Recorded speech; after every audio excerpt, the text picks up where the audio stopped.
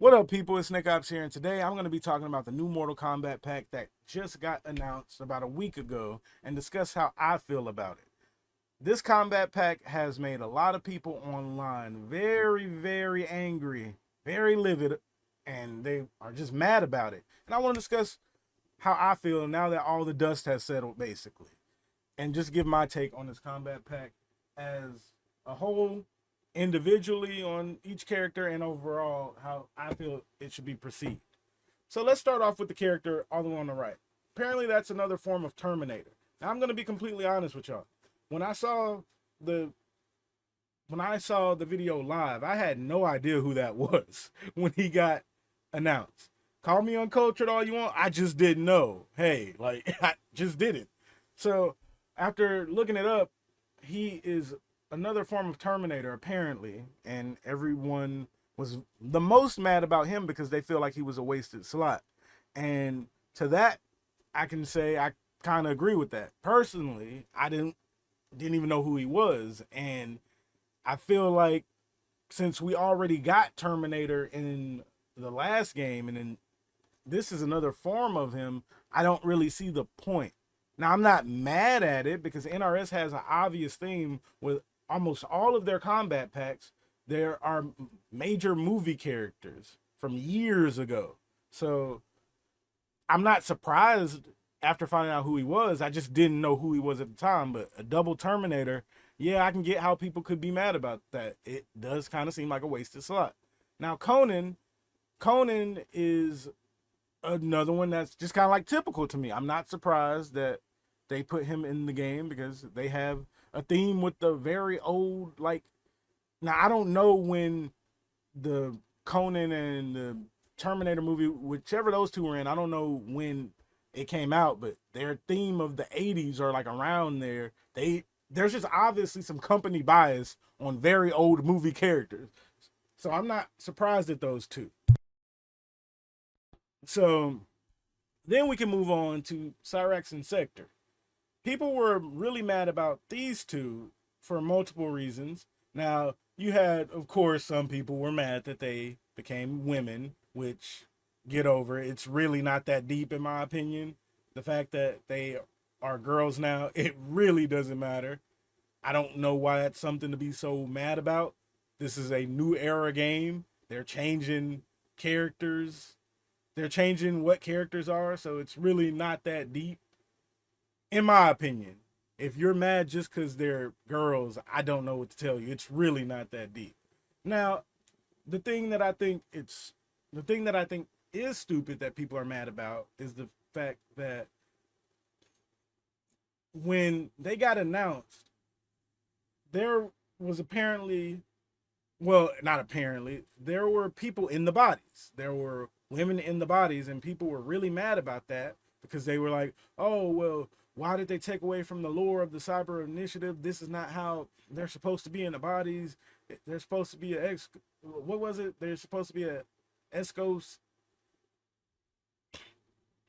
This is not how they're supposed to be. This is not how they're supposed to look. They were saying that, like, oh, they should have been people who, went through trauma and everything, and it shouldn't be humans in the bodies. This take away from the gore and everything. Get over it. Like, I can honestly say people being mad at Cyrax and Sektor, it's just stupid because what they are saying is just so stupid. You're mad about the fact that they didn't go through pain and suffering to get into the Cyrax and Sektor bodies, but you're talking about a story that's been rewritten like 3 times.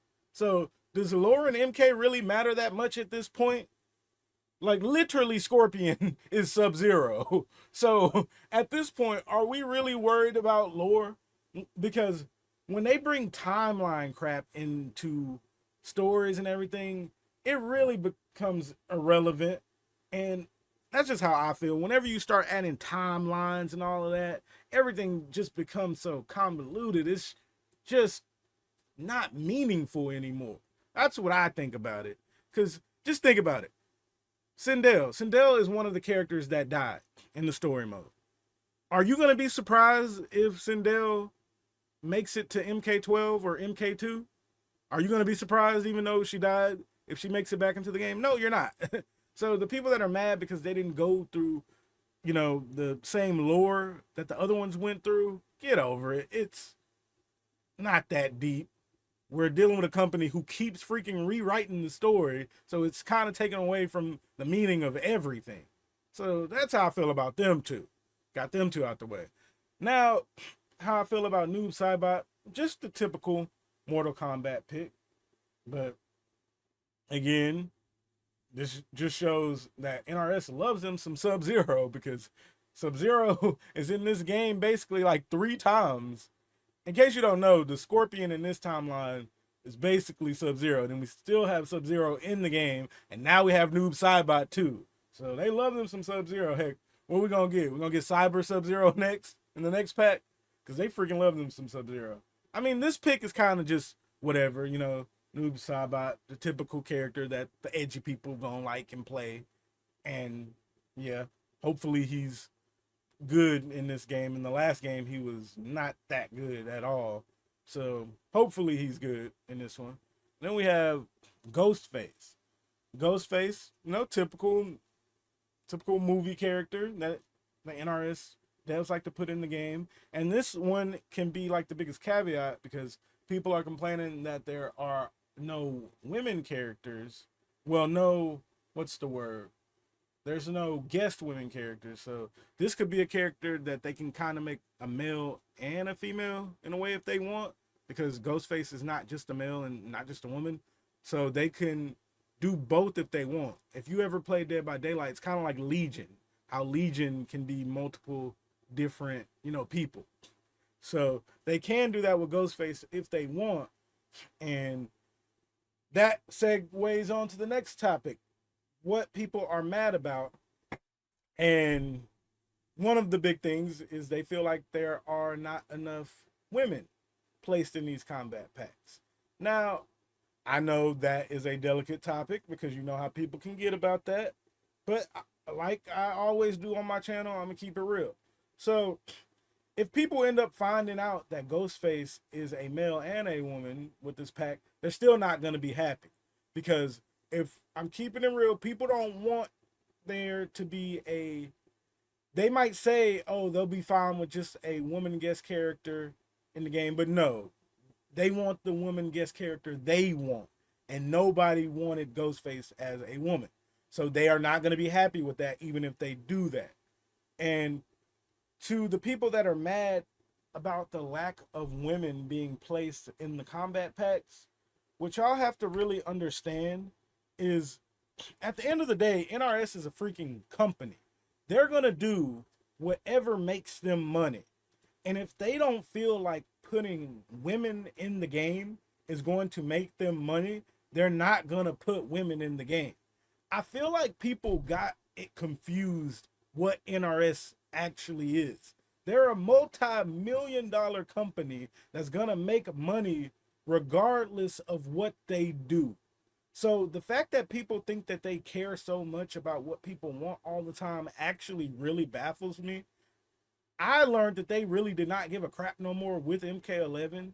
And if y'all think screaming at the top of y'all lungs that there is no women characters in the game, there's barely any women representation in the combat pack for what you want, because there is women representation now, because there could possibly be 3 women in this combat pack, but it's not the women that they want, so they're mad. And if you're mad about that, oh well. Like, I get why you're mad. There is a obvious lack of women placed in the combat packs. I get it, but it really isn't a big deal, because they're a company. They're going to do what makes them money. So yeah, they're just a business, and they're going to do whatever makes them money and have their obvious biasness as well. Because again, they keep putting these old movie characters in the game. So they obviously have, somebody up there that calls the shots that really likes those type of characters. Conversation probably goes something like this in the office. Hey, Bob, and that big table on the meeting, they're all having a meeting. Hey, we need to figure out who we're going to put in the game. Who we're going to put in the game, Bob? What you thinking? Well, Jim, I don't know. What if we put Laura Croft in the game? Yeah. okay, they've been saying they want a woman guest character. Okay, we could put Lara Croft in the game. We could think about that. Then somebody come out of nowhere, hey, what about Jason? Everybody starts clapping. Yeah, we want that character in the game. We'd rather have Jason in the game. They're gonna do whatever the heck they want. That's probably how the conversation goes up there at NRS, because it's probably a bunch of men who want to play their men characters that they watched in the theaters when they were kids. It's simple as that. Their combat packs are so obviously biased that I don't get why people are mad. It's so obvious. Like, they put freaking Spawn in the game. They put Jason in the game. They put Freddy Krueger in the game. They put, like, Ghostface in the game now. They have obvious biasness to who they want in the game. So why are people surprised at this point? And again, do I think it...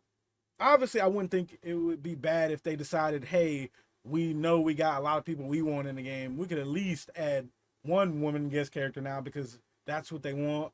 And then, Jim probably looks at Bob and starts laughing. We're going to put who we want in the game anyway because we're NRS. We got millions and we're going to do whatever the heck we want, and they're still going to buy the game anyway. Because you want to know what? All them people that was complaining, they still going to buy that.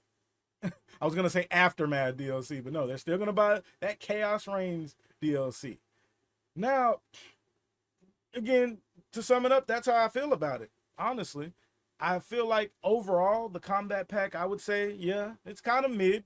It's kind of whatever. But it's a company at the end of the day. And they have their obvious biasness. And they're going to do whatever they feel like is going to make them money. If they feel them adding a bunch of men over and over again, and a bunch of specifically movie character men is going to make them money, then, hey, that's what they're going to do. And nobody can really stop them.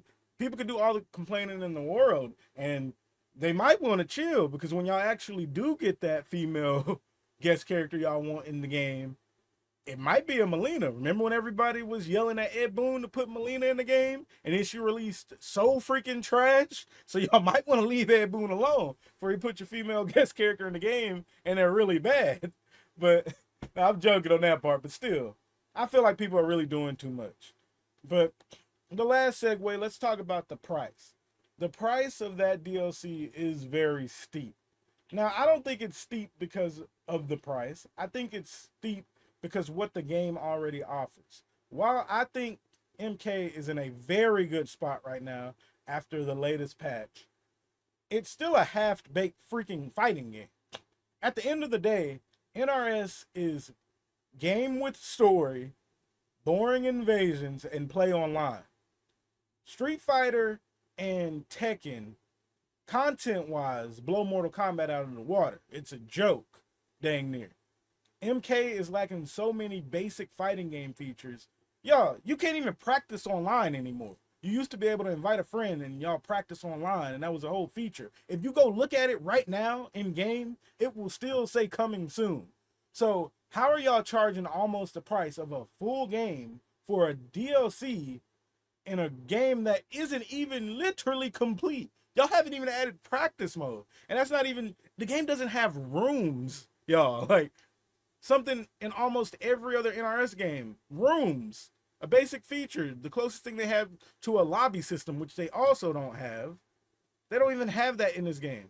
So you're going to charge almost the price of a full game for a DLC when your main game isn't even complete yet. And this is not something that can be argued. It literally says coming soon. If you go try to play the game, go online, you're going to see practice coming soon. So the people that are mad about the price, I completely get that. But if the game was complete, I would say the price is fine. But the game ain't literally even complete. It's half-baked. And again, Street Fighter and Tekken, feature-wise, blow this game out of the water.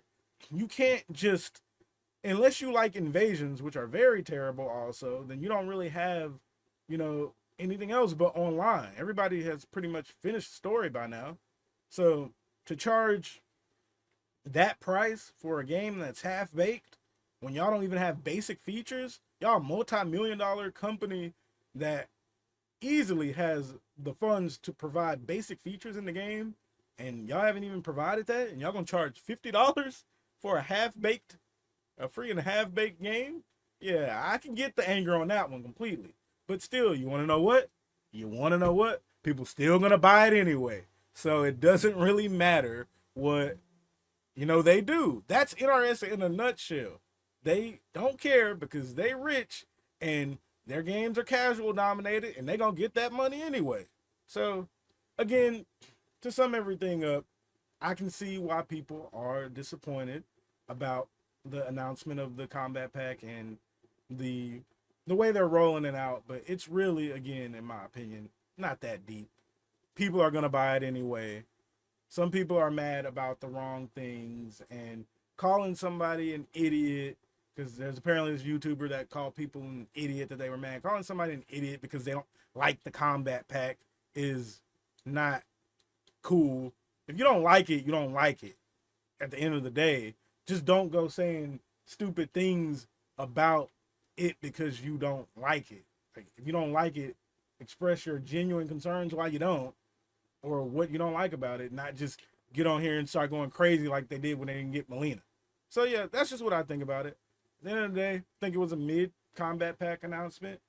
I'm hyped that 3 characters are coming out on the same day. That's what I really like. And the main thing I really am wondering is what the heck about the cameos? I hope we're still getting more cameos. That's the question people really need to be asking. And yeah, I think it's not that big deal. It's just kind of mid to me. The whole situation is just mid. And that could change if I really end up liking one of the characters, because at the end of the day, I really am just worried about how good the characters are. Because screw who it is, they already put the one character I wanted in the game a lot, Takeda. They made him very trash. So we're going to see how this combat pack is going to roll out. And I feel like people just really need to calm down, because a lot of them are complaining, are going to buy it anyway. I hope you all enjoyed the video. Don't forget to like, comment, and subscribe. And Nickopz out.